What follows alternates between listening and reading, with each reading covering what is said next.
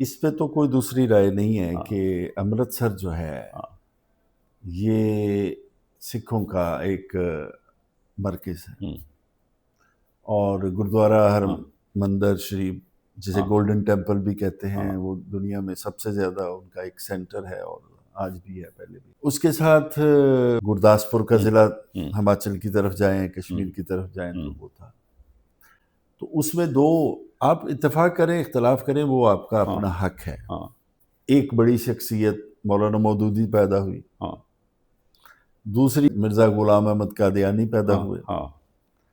تو قادیان بھی ڈسٹرکٹ گرداسپور میں ہے، اور یہ جو ہمارا اس وقت بارڈر ہے اس سے کوئی زیادہ دور نہیں ہے۔ پٹھان کوٹ اب ضلع ہے، وہاں یہ شاید یہ جماعت اسلامی کا فاؤنڈیشنل سیشن ہوا تھا وہاں۔ وہی ہے۔ تو فکری اعتبار سے اب تھوڑا سا مذہبی سوچ کو پیچھے لے جانا پڑے گا، وہ بعد میں کریں گے بات۔ تو فکری اعتبار سے تو یہ بڑا فرٹائل ایریا ہے کہ بھئی انہوں نے ایک فکر کی بنیاد رکھی، وہ بھلے آپ اس سے متفق ہیں یا نہیں ہے، وہ اچھی ہے یا بری ہے آپ کے خیال میں، لیکن وہ اس کے ماننے والے بھی ہیں بھائی، ان کے ماننے والے بھی ہیں۔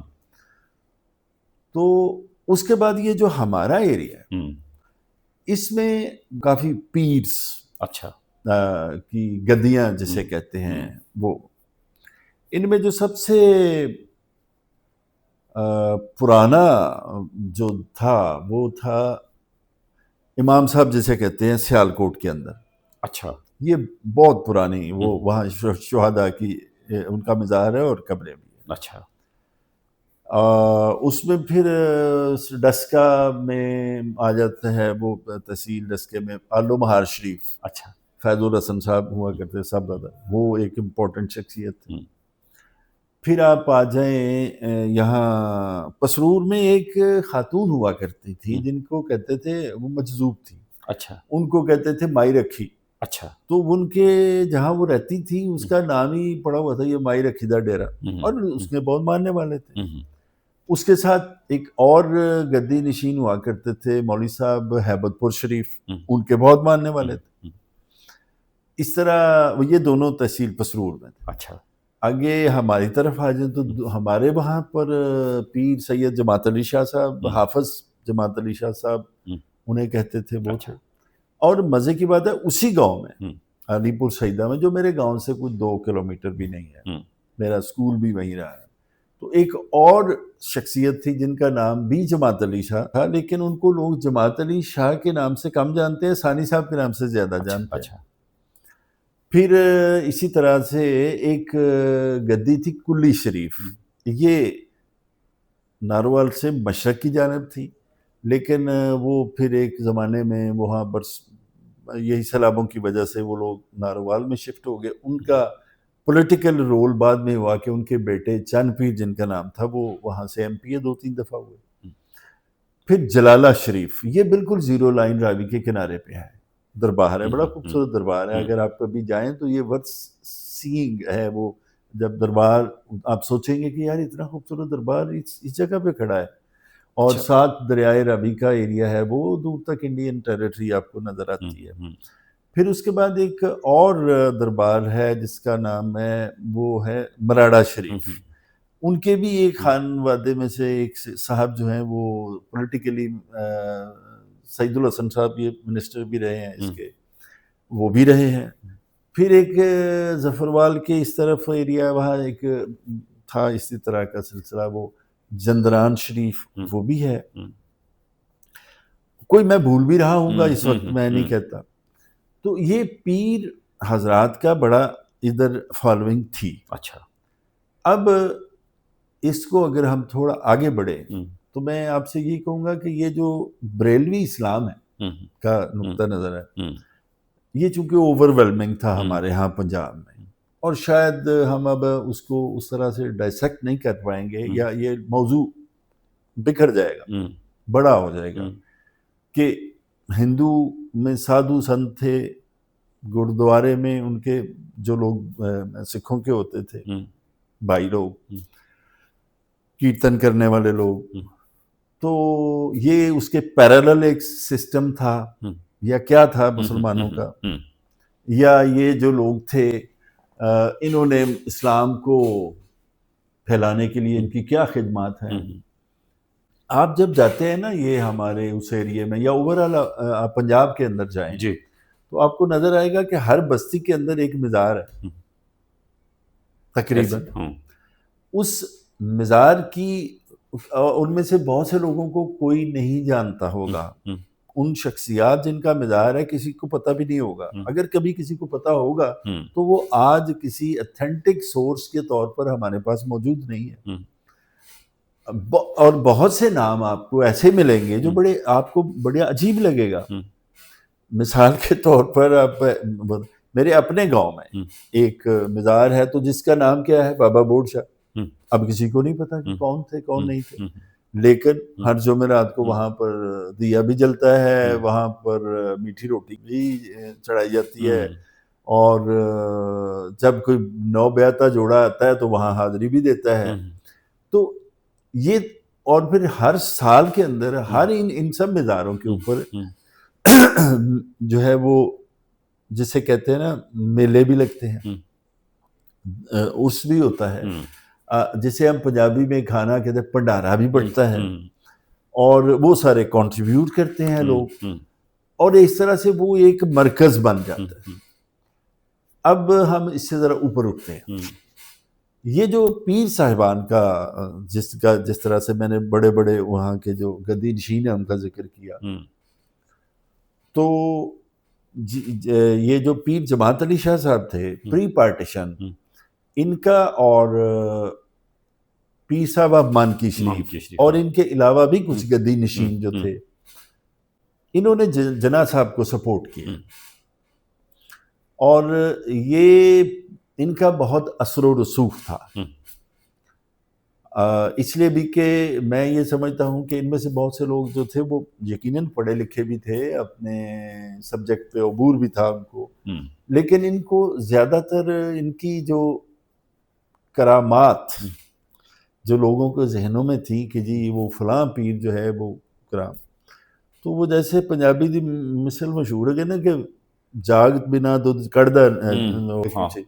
تو یہ بریلوی اسلام کا یہ تصور ہے کہ جب تک آپ پیر صاحب کے ہاتھ میں ہاتھ نہ دیں، بیعت نہ کریں، ان کو فالو نہ کریں، وہ بے شک آپ کو کوئی دو لفظ بتا دیں، آیتیں بتا دیں، وہ آپ نے ان کے کہنے پہ پڑھنی ہے، مراقبہ کرنا ہے، اور تبھی آپ نبی کریم صلی اللہ علیہ وسلم اور اللہ کے پاس جا سکتے ہیں، وگرنہ آپ کے لیے کوئی راستہ نہیں ہے، آپ کی طریقہ ہے. اس کے لیے ہزاروں دلیلیں ان کے پاس بھی موجود ہیں، اور جو ان کو نہیں مانتے ان کے پاس بھی موجود ہیں. میں اجراہ تفنن یہ ضرور کہوں گا کہ یہ بریلویت کا جو تصور تھا، یہ جس طرح سے لوگوں کے اندر پیر صاحب کی بات کا بہت اثر تھا. تو ہمارے ایک دوست تھے، بزرگ تھے، اللہ ان کو غریق رحمت کرے، وہ یہ کہا کرتے تھے کہ یار اے لوگ اللہ کو پتہ نہیں ڈر دے کہ نہیں ڈرتے، پیر دے فتوے کو بہت ڈر دے. تو یہ ان کا اتنا اثر تھا ان کا. تو اب ہر دربار میں یا پیر صاحب نے ایک مدرسہ بھی کھولا ہوا تھا، تقریباً بائی اینڈ لارج، کہیں نہیں بھی ہوگا لیکن اوورآل وہاں پر کھانے کو بھی ملتا تھا، وہاں سے کپڑے بھی ملتے تھے، جو وہاں اسٹوڈنٹ ہوتے تھے، طالب علم کہتے تھے ان کو، جو لوگ ان کی خدمت کرتے تھے ان کو مجاور کہتے تھے، اور وہ فری آف کاسٹ ہوتے تھے، اور لوگ بڑی عقیدت کے ساتھ وہاں آ کے مجاور بننا پسند کرتے تھے، خواتین بھی اور مرد بھی، کہ جی ہم پیر صاحب کے گھر میں یا پیر صاحب کی خواتین کے، اور ان کے جو بیٹے ہیں بیٹیاں ہیں ان کو صاحبزادے اور صاحبزادگان کہتے تھے اس طرح سے. تو یہ ایک بڑا اسٹرانگ انسٹیٹیوشن تھا اور آج بھی ہے. اس میں کہیں نہ کہیں ایک اب جب بلیف پہ آرگومنٹ تو ہوتا نہیں ہے کہ اب میں آپ کا بلیف ہے تو میں بحث کرتا رہوں اور آپ تو مانیں گے نہیں. میں یہ سمجھتا ہوں، یہ میری اپنی رائے ہے اب، کہ جناح صاحب کو ان لوگوں نے سپورٹ کیا اس پرزمپشن کے تحت کہ جناح صاحب یہاں پر شاید اسلام نافذ کرنا چاہتے ہیں. تو وہ تو شاید وہ کرنا بھی نہیں چاہتے تھے، کیونکہ 11 اگست کی تقریر کافی ہے اس کے لیے، ان کا اپنا زندگی کا سٹائل کافی ہے یہ سمجھنے کے لیے. اور پھر جب پیر صاحب آف مانکی شریف نے اور پیر جماعت علی شاہ صاحب انہوں نے انہیں ایک خط لکھا کہ بھئی آپ ہمیں کہیں کوئی بلو پرنٹ تو دیں نا تحریری صورت میں کہ یہ آئین کیا ہوگا، تو انہوں نے بڑا ڈپلومیٹک جواب دیا کہ جی جس ملک میں 80% 100% یا 80 سے زیادہ % یا واسٹ میجورٹی مسلمانوں کی ہے تو وہاں یہ تو پوچھنے کی ضرورت ہی نہیں ہے. تو یہ it was a tricky answer. Any way اب آ گئی اس کے آگے ان کی ایکسٹینشن کیا تھی. ایکسٹینشن یہ تھی کہ لوگ ہمارے ہاں یہ سمجھا جاتا ہے کہ اگر ایک بچہ حافظ قرآن بن جائے تو 3 پیڑھیاں بخشی جائیں گی. اب اس منفعت بخش سوچ کو کیسے آپ کر سکتے ہیں؟ وہ بچے کو پکڑ دے جی پیر صاحب نعرے تے مفتی روٹی ملے گی، نعرے کپڑے ملیں گے. غربت بہت تھی جی، یہ بھی میں مانتا ہوں، غربت بھی بہت تھی علاقے میں، غربت بہت تھی اور بچے بھی بہت پیدا کرنے. ہاں وہ تو خیر آج بھی ہم بہت پیدا کرتے ہیں. تو وہ لوگ چھوڑ آتے تھے وہاں پیر صاحب کے لیے، اور یہ بڑا اعزاز سمجھا جاتا تھا کہ پیر صاحب نے یہ بچے کو رکھ لیا ہے. اور وہاں پر وہ لوگوں کو وہاں استاد بھی ہوتے تھے، تعلیم بھی دیتے تھے، یہ اپنی جگہ پہ درست حدیث کی قرآن کی. اب یہیں سے فارغ التحصیل لوگ جو تھے وہ مختلف جو گاؤں ہوتے تھے وہاں پر جا کر امام مسجد بھی بنتے تھے. تو ایک لحاظ سے پیر صاحب کا دائرہ اختیار یا دائرہ اثر جو ہے اس کا سورس یہ امام مسجد بھی ہوا کرتے تھے.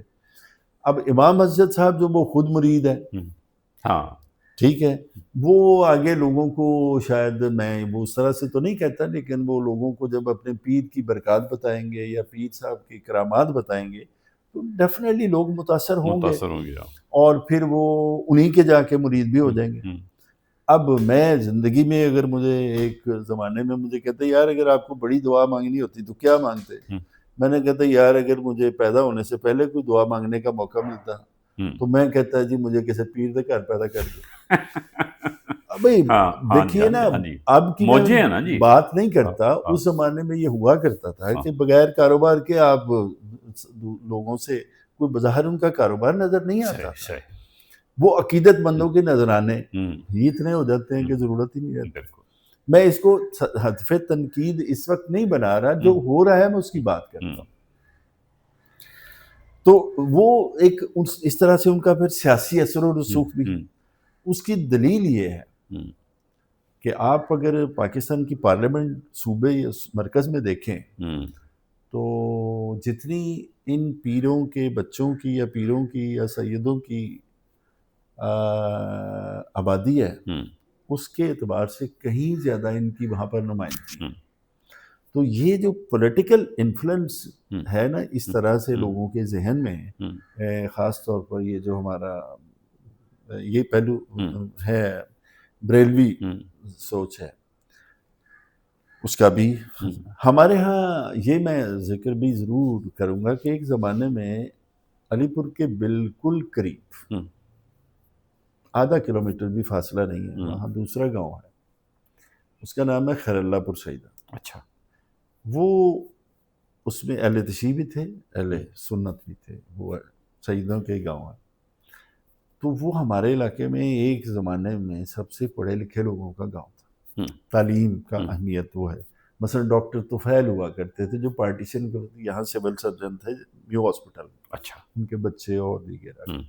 یہ اس گاؤں میں اہل تشیع کا یہ بہت بڑا مرکز سمجھا جاتا تھا. اچھا. اور اس میں 2 حضرات کا نام میں لینا پسند کروں گا. ایک مولوی حشمت صاحب تھے، ایک مولوی نذیر صاحب تھے. وہ بہت بڑے علماء تھے اہل تشیع کے پوائنٹ آف ویو سے.